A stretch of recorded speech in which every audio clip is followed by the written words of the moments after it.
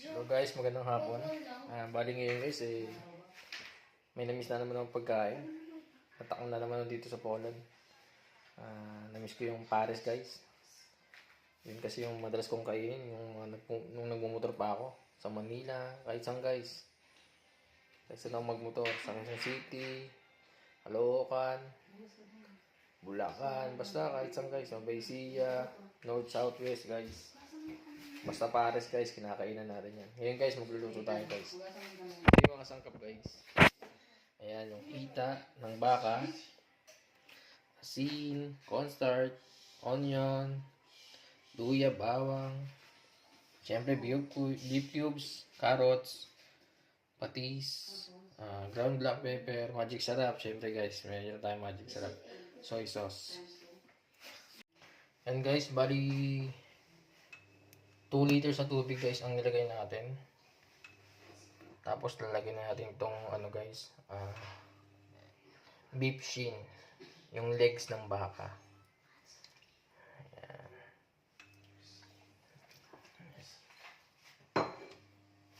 Tapos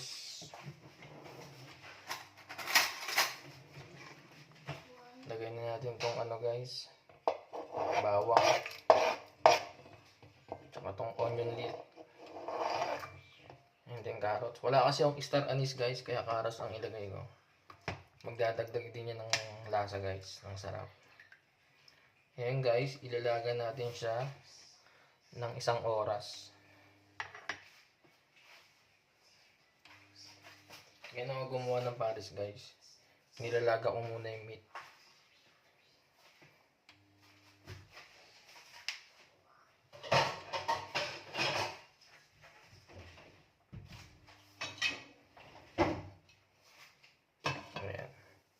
Tayin natin yan ng kumulo hanggang 1 oras. Ayan guys. Pagkatapos ng 1 oras na pagpapakulo guys, patayin natin ng apoy. At hanguin na natin siya guys, itong karne, para hiwain sa maliliit. Itong tubig guys, itong pinagpakuluan guys, hindi natin itapon yan. Mamaya, ihahalo natin yan.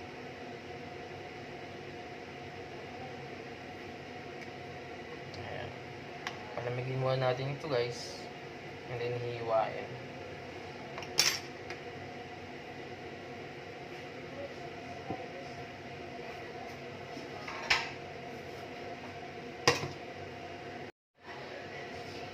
Ayan guys.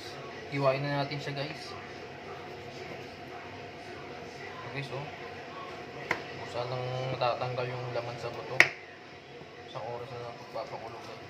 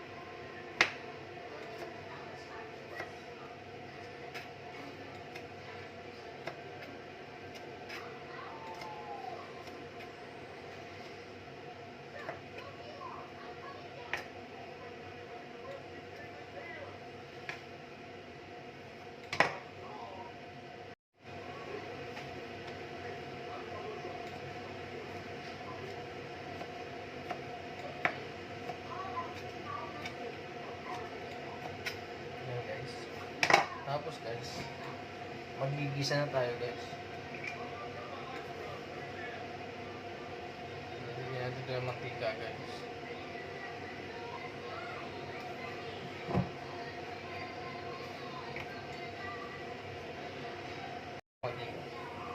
Medyo mainit na guys. Ang ating ilalagay guys itong luya. Ayan.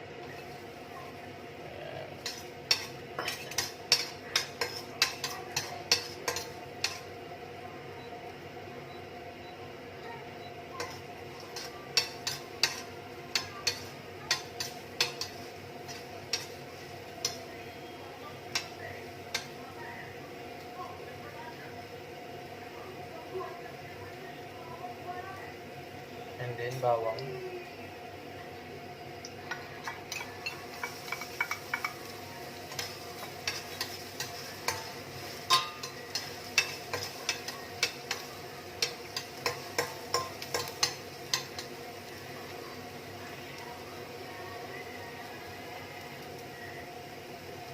And then ang ating onion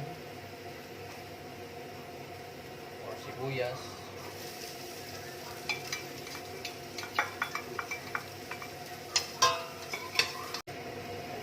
And then ilagay na natin itong iniwan nating beef.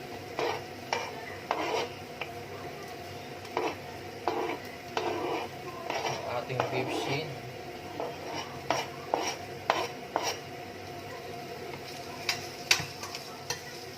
Haluin natin guys. Ang purpose ko guys, kaya nilaga ko muna siya para talagang ano guys, mawala yung lansa at mabango talaga siya guys. Ayan, gigisa muna natin siya guys na 20 minutes. Ayan guys.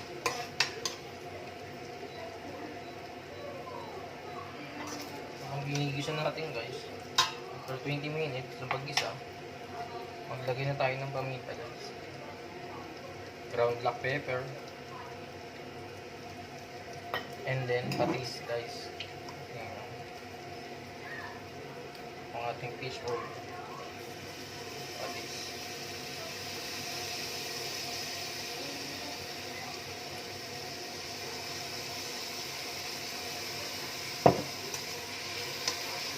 Bango guys.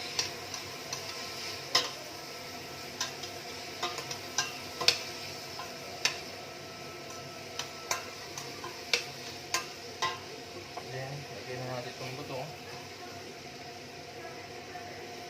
After guys, itong pinagkuluan kanina guys, ilalagay na rin natin yung 2 liters na water.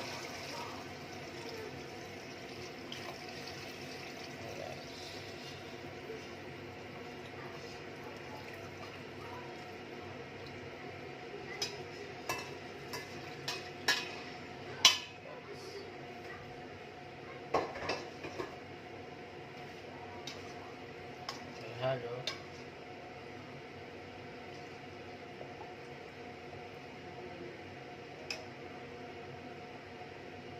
Antayin natin siya uli kumulo guys.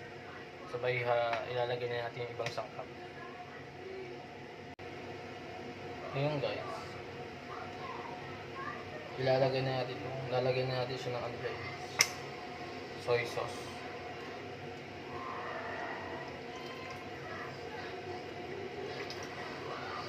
2 tablespoon of soy sauce lang guys.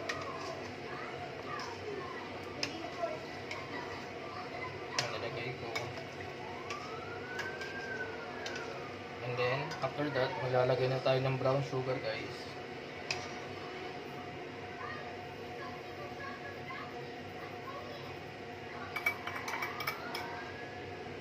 Ayan.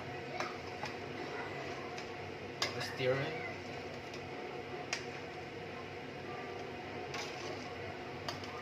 After brown sugars, maglalagay na tayo ng beef cube guys, para mas lalong lumasa yung sabaw natin.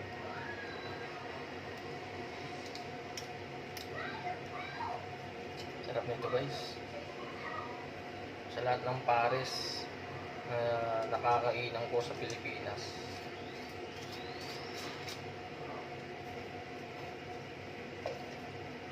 masarap. Basta kompleto sila sa seasonings. Bawang, luya, ano yung mga pampasarap nila. Mami pare sa mga kanto. Nakakatamis guys.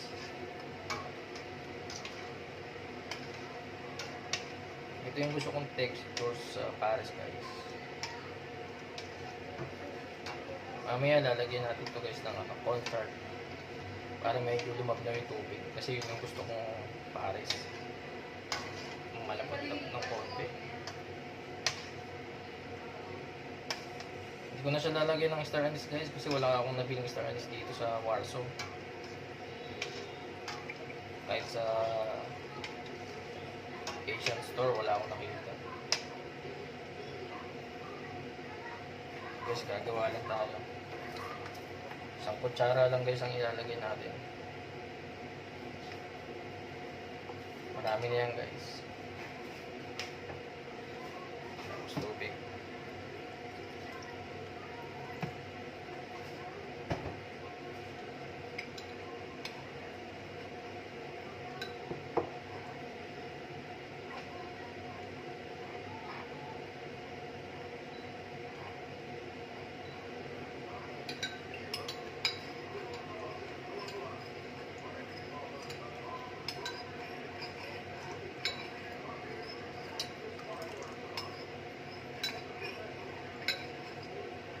Bango guys, ang sarap na ng pares natin guys.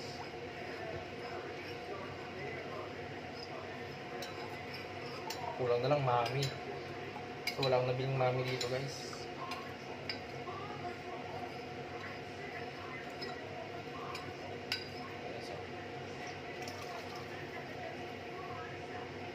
Ayan guys.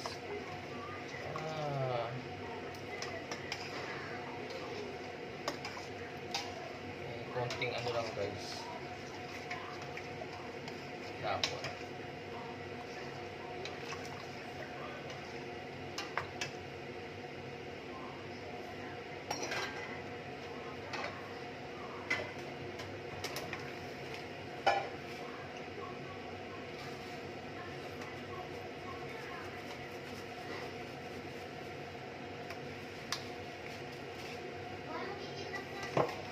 magic sarap guys, seasoning. Masarap talaga.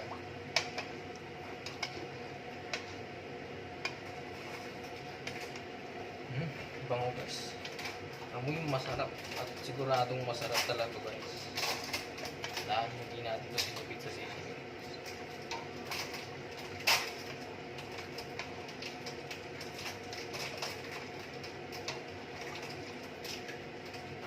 Kadalasan nakakain ako ng masarap na mami guys na pares sa mga parteng Malabon, Bulacan, sa Quezon City marami rin kaso ilan lang. Sa Manila naman sa Sampaloc, parte ng Sampaloc guys, masarap yung mami dyan.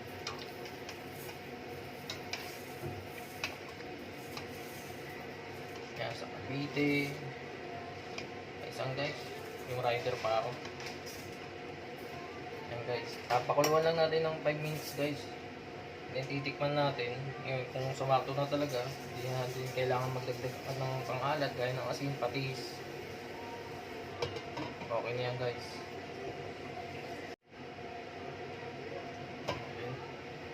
Okay guys, luto na yung ating pares. Sarap guys. Tinikman ko na siya kanina guys. Sakto na yung alat, lasa niya. Ayan guys, titikim na tayo. Ano natin siya.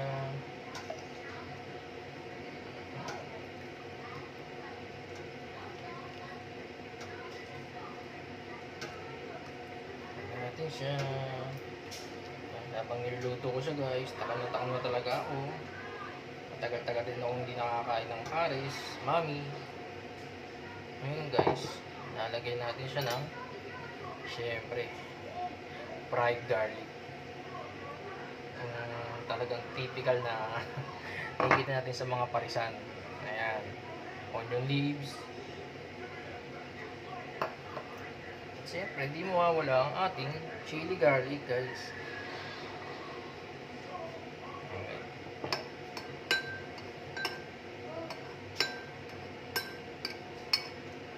Pakita ko ko sa inyo yung pagtikim ko guys ha. Ayan siya guys oh. Sarap guys oh.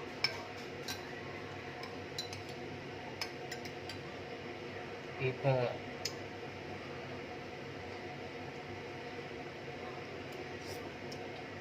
grabe guys.